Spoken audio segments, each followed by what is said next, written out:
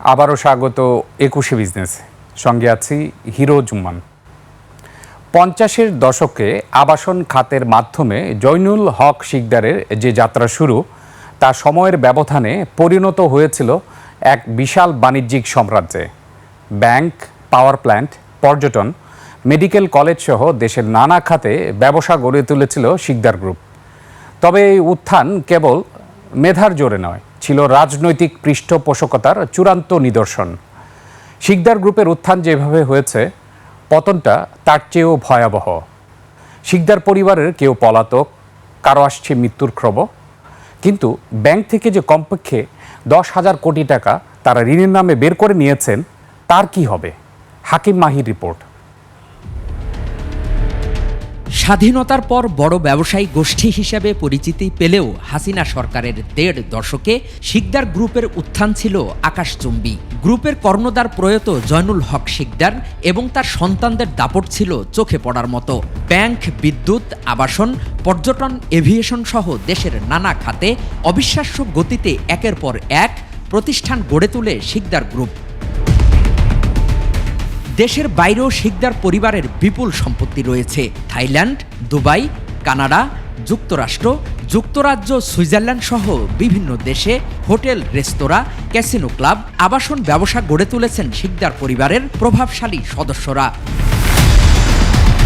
তবে শিকদার গ্রুপ ব্যাপক আলোচনায় আসে ২০২০ সালের ৭ মে। একটি ঘটনা কাল হয়ে দাঁড়ায় গ্রুপটির জন্য। ৫০০ কোটি টাকা ঋণের আবেদন অগ্রাহ্য করায় এক্সিম ব্যাংকে আগ্নেয়াস্ত্র নিয়ে ঢুকে ব্যাংকটির এমডিকে হত্যার হুমকি দেন জয়নুল হক শিকদারের ২ ছেলে। এই ঘটনায় গুলশান থানায় মামলা হয় রণ হক শিকদার ও তার ভাই দীপু হক শিকদারের বিরুদ্ধে। এই ঘটনার পর সামনে আসে তাদের ক্রেডিট কার্ড জালিয়াতির ভয়াবহ চিত্র। ২০১৬ থেকে ২০২১ সাল পর্যন্ত নিয়ম ভেঙে ইন্টারন্যাশনাল ক্রেডিট কার্ডের মাধ্যমে প্রায় $১৪ মিলিয়ন খরচ করেন রণ ও দীপু শিকদার।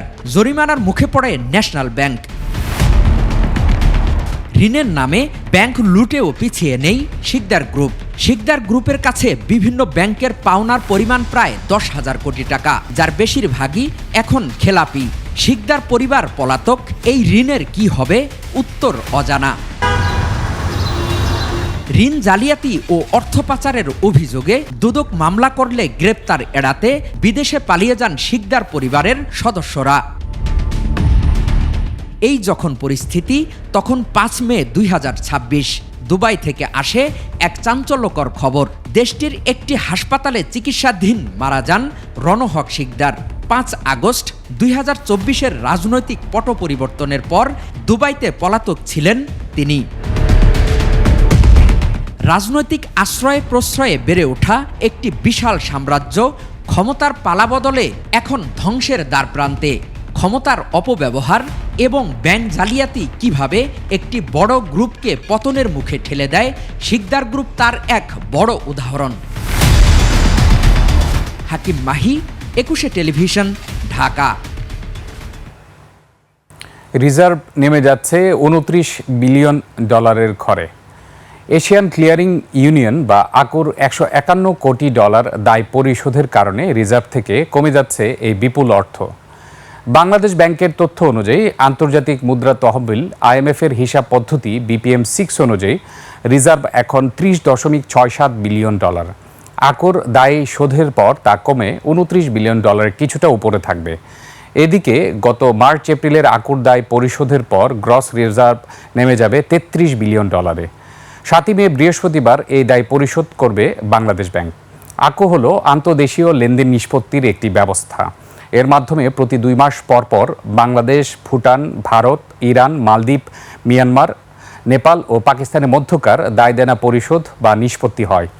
এদিকে বিশ্লেষকরা বলছেন, রেমিটেন্স প্রবাহে উচ্চগতি থাকায় $১৫১ কোটি কমে যাওয়ার ধাক্কা দ্রুত কাটিয়ে উঠতে পারবে রিজার্ভ। আবারও বাড়ল মূল্যস্ফীতি। এপ্রিলে ছাড়িয়েছে ৯%। গেল মাসে মূল্যস্ফীতি হয়েছে ৯.০৪%। জ্বালানি তেলের মূল্য বৃদ্ধির প্রভাব মূল্যস্ফীতিতে পড়েছে বলে ধারণা করা হচ্ছে। বাংলাদেশ পরিসংখ্যান ব্যুরো বিবিএস জানায়, গত এপ্রিল মাসে খাদ্য মূল্যস্ফীতি হয়েছে 8.39%, আর খাদ্য বহির্ভূত মূল্যস্ফীতি হয় 9.57%। গ্রাম শহর নির্বিশেষে সার্বিক মূল্যস্ফীতি এখন 9% বেশি। এর আগে মার্চ মাসে সার্বিক মূল্যস্ফীতি ছিল 8.71%। গত 2 সপ্তাহে জ্বালানি তেলের দাম বাড়ার ফলে শাকসবজির দাম কেজিতে 10 থেকে 15 টাকা বেড়েছে। মাছ মাংসের দামও বাড়তি, যা মূল্যস্ফীতিকে উস্কে দিয়েছে।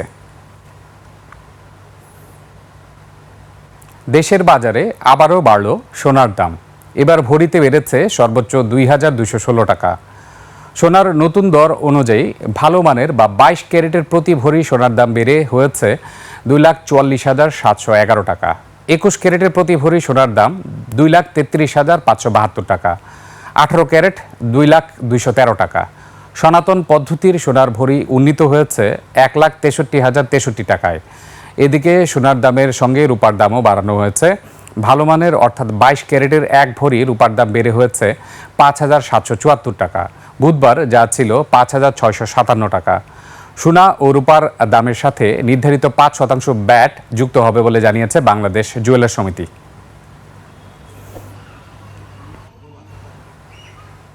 ভারী বৃষ্টিপাত ও উজান থেকে নামা পাহাড়ি ঢলে সৃষ্ট জলাবদ্ধতায় বছরের একমাত্র বোরো ফসল ডুবে গেছে।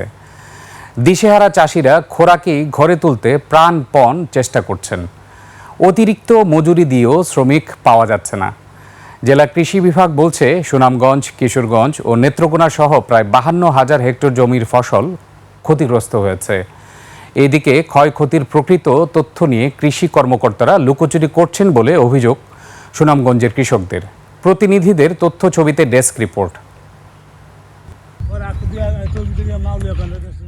ভারী বৃষ্টিপাত ও উজানের ঢলে চোখের সামনে স্বপ্নের ফসল তলিয়ে গেলেও তীব্র শ্রমিক সংকটের কারণে তা কাটতে পারেননি সুনামগঞ্জের বেশিরভাগ কৃষক। ব্যাপক ক্ষয়ক্ষতির সম্মুখীন হয়েছেন চাষিরা। তাদের দাবি 50 থেকে 60% ধানও কাটা হয়নি। যেমন করছি 2 কেয়ার খাটাইছি, 3 কেয়ারে পানির তুলি মানুষের লাগে আর খাটাইতে পারছি না। পুরো রং তুলছি, আধা পুরা করে তুলছি, খামলার অভাবে খামলাগুলো পাইছি না। জেলা কৃষি কর্মকর্তার দাবি, হাওরের 80% ধান কাটা সম্পন্ন হয়েছে। ক্ষতিগ্রস্ত হয়েছে 16,000 হেক্টর জমির ধান। আর আমাদের আজ পর্যন্ত কর্তন হয়েছে হাওরে 82% এবং নন হাওরে হলো 44%। গড়ে আমাদের হলো এভারেজে হলো 72% জমির ধান কর্তন হয়েছে। কৃষি কর্মকর্তাদের এমন তথ্যে ক্ষোভ প্রকাশ করেন স্থানীয় সংসদ সদস্য সহ স্থানীয়রা। অভিযোগের প্রেক্ষিতে কৃষিমন্ত্রী বলেন, সরকার সঠিক তথ্যটাই জানতে চায়, যাতে সঠিক সিদ্ধান্ত গ্রহণ করা সহজ হয়। আমরা চাই আগামী দিনে যেই তথ্য আমাদের কাছে আসবে ওই তথ্যটা সঠিক, তাহলে আমরা সঠিক সিদ্ধান্ত নিতে পারব। কিশোরগঞ্জের অষ্টগ্রামে উজানের ঢলে নতুন করে আরও 600 হেক্টর বোরো ধানের জমি তলিয়ে গেছে।